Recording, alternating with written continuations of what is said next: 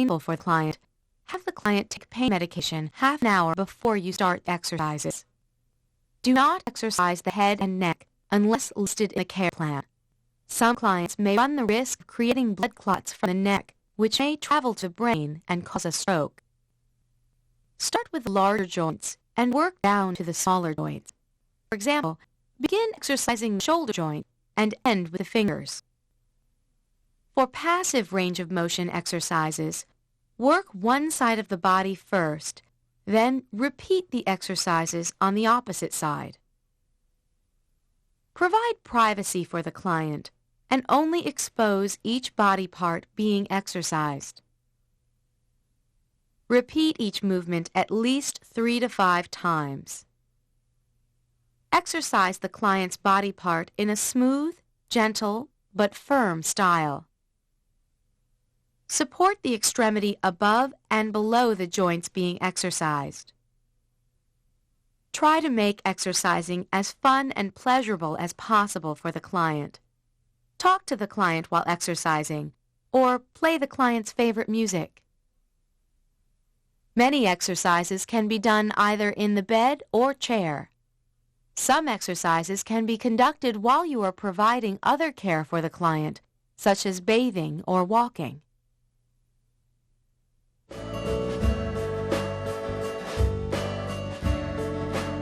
Many home health clients require assistance in walking. They use crutches, a walker, or a cane. Each of these items correspond to different levels of weight-bearing ability in the client. If the client cannot support any weight on one leg or foot, crutches are used.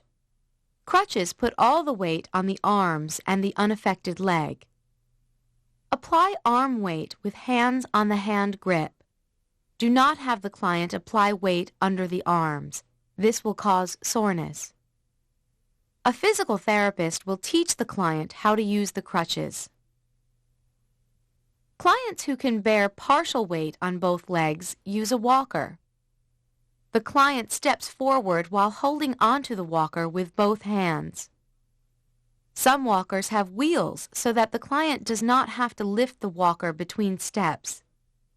It is advisable to purchase a walker that folds up easily so the client can be transported in a car. When a client has weak upper body strength and is using a walker, tennis balls can be applied to the back 2 legs of the walker. This allows the client to drag the walker along. A cane is used when the client is strong enough to bear weight on both legs. A standard cane assists with minor balance problems. A 4-point cane, or quad cane, is used if the client needs more support. As a home health aide, you need to know how to assist the client in ambulating or walking, even when the client uses crutches, a walker, or a cane. Begin by washing your hands and telling the client what you are going to do. Apply the gait or transfer belt unless the care plan directs you not to use it. With the client sitting down, grasp the front of the gait belt and help lift the client to a standing position.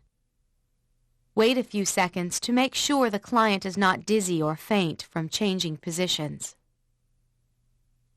If the client is using a cane, place the cane in the hand on the side of the stronger leg.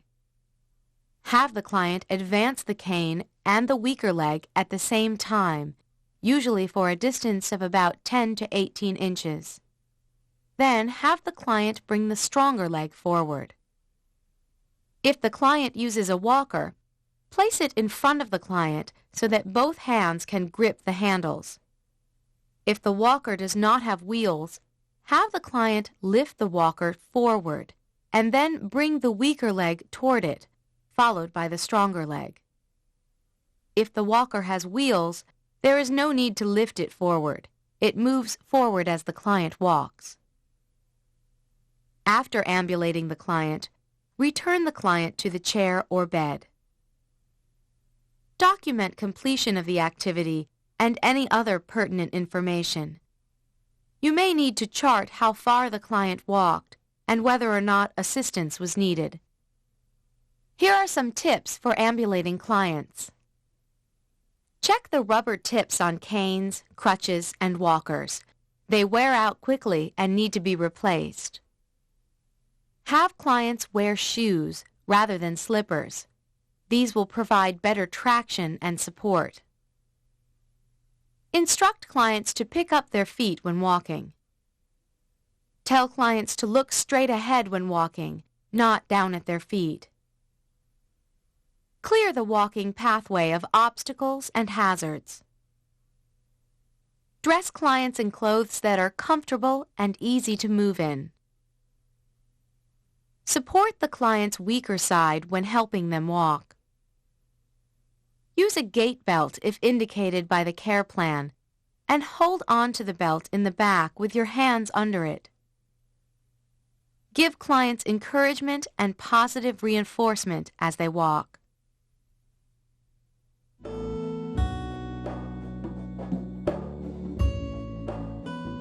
Some clients who need assistance in walking suffer from painful joint conditions. The most common are arthritis and bursitis. Arthritis means inflammation of a joint. There are two main types of arthritis: rheumatoid arthritis and osteoarthritis. Rheumatoid arthritis affects the lubricating fluid in the joints. It causes inflammation and generally affects the entire body.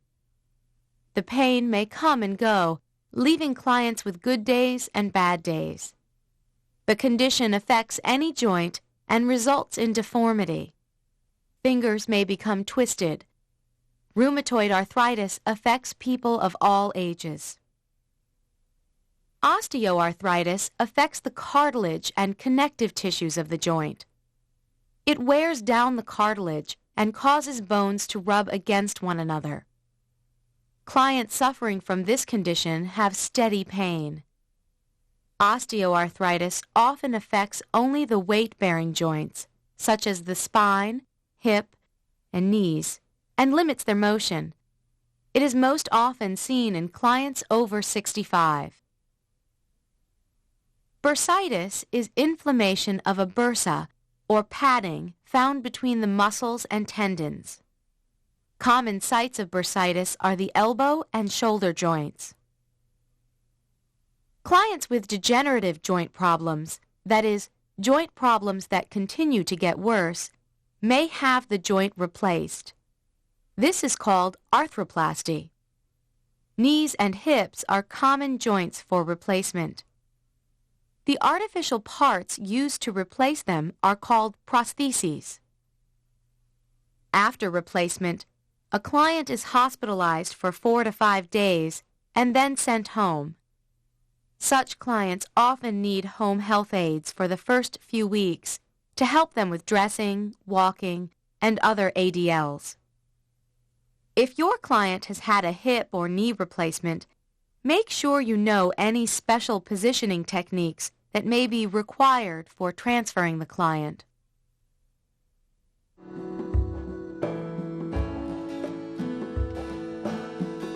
As a person ages, bones become brittle and are more susceptible to breaking. There are several kinds of bone fractures. A closed fracture occurs when there is a break in the bone, but no break in the skin. An open fracture occurs when the broken bone protrudes through the skin. This type of fracture is more difficult to treat since germs can enter the broken skin. Older clients frequently have osteoporosis, which is a decrease in bone mass that makes the bones weak and fragile. A break can occur with just slight trauma to the bone, especially the hip bone. This type of fracture is called a pathological fracture. A sprain is not bone-related, but occurs when there is a partial tear in the muscle, tendon, or ligament.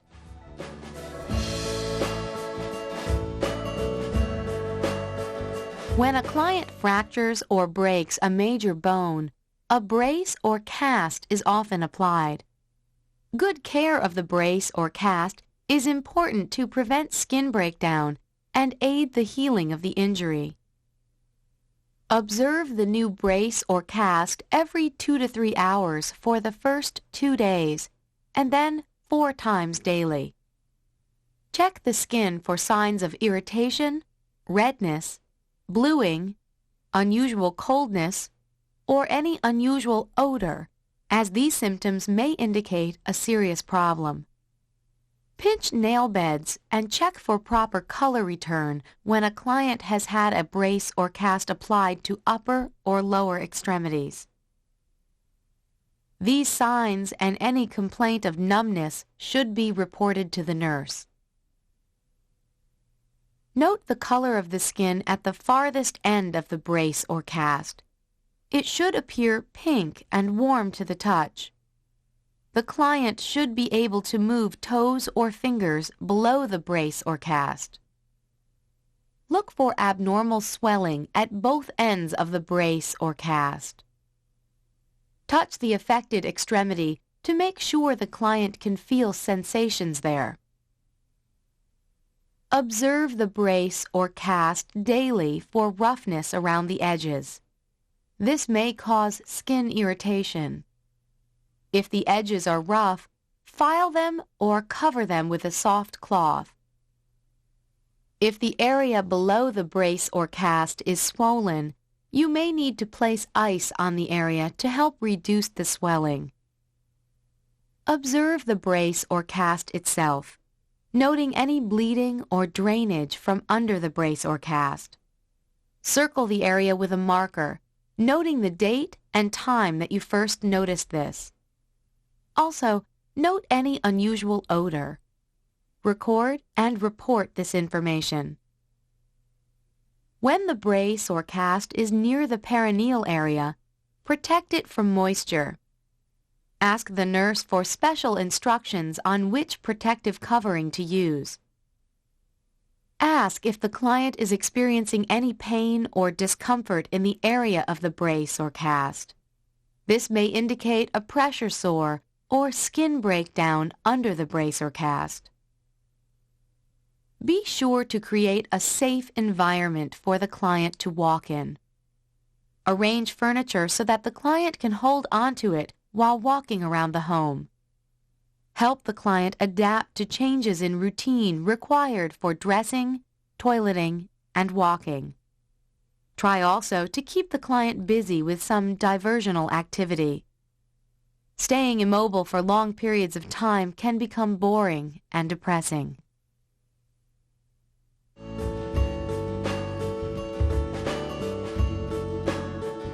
Cold applications are used in home health care to reduce swelling, relieve pain, and stop bleeding, such as that from a cut on an arm. Commercial ice packs can be bought in many different sizes. Some are very firm. Others are soft and flexible. Keep ice packs in the freezer so they are always ready when needed. To apply an ice pack, first wash your hands and tell the client what you are about to do. Cover the ice pack with a thin cloth. Give the ice pack to the client to apply to the affected area. Lift the ice pack frequently to check for redness, whiteness, or bluing on the skin. After 20 minutes, remove the ice pack. Clean the pack with alcohol wipes and put it back in the freezer. Document completion of the procedure, noting whether the cold application was of benefit to the client. In some situations, cold might increase rather than decrease a client's pain.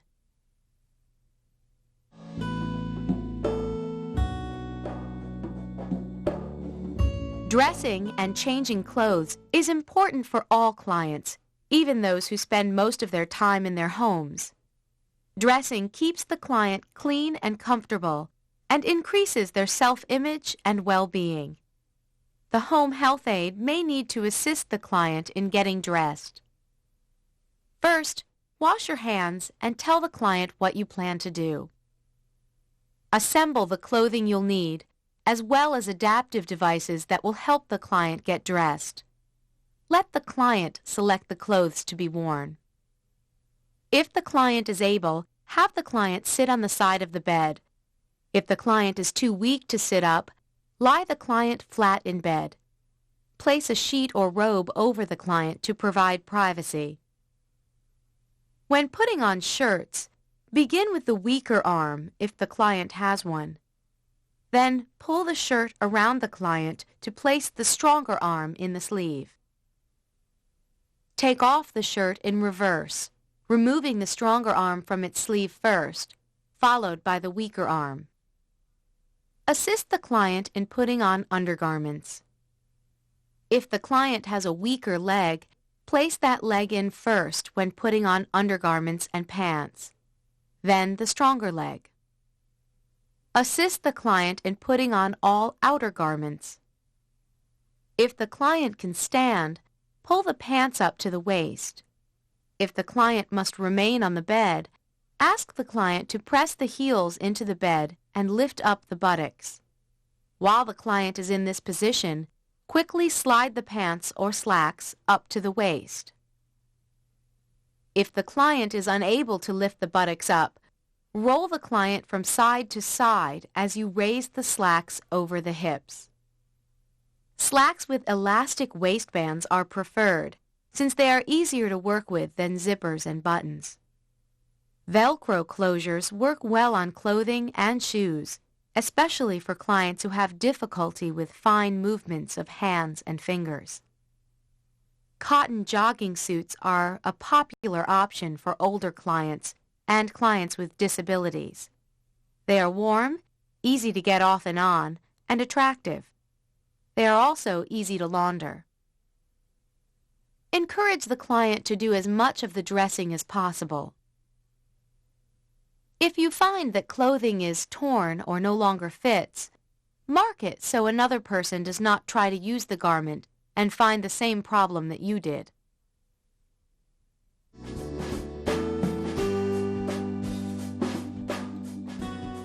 Equipment is available to help both you and the client in dressing, toileting, and eating. Such equipment includes a sock applicator, used when a client cannot bend down to put on socks. A button adapter, for clients who have difficulty with fine hand movements. An elevated toilet seat, for clients who have difficulty bending at the knees or hip. A long shoehorn to eliminate bending at the knees. A picker-upper, which also eliminates the need to bend. A lap buddy, which helps clients in wheelchairs maintain good posture. It provides waist support to prevent leaning forward in the chair. An arm sling, to support a weak or paralyzed arm. When applying the sling, the hand should be higher than the arm to prevent the hand and wrist from swelling. A built-up spoon, to help clients feed themselves when they have difficulty with fine movements of fingers. Dishes with rims, for clients who only have the use of one hand to feed themselves. Providing good rehabilitative care is a critical skill for home health aides. Many clients are working to recover lost strength and function.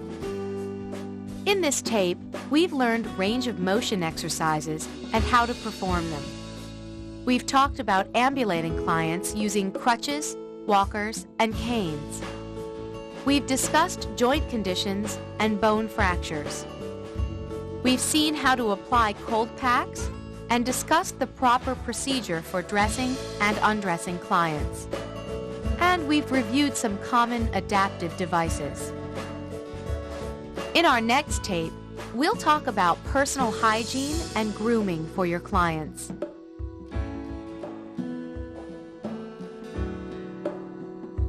For more Del Mar Learning products, visit our website at www.delmarhealthcare.com.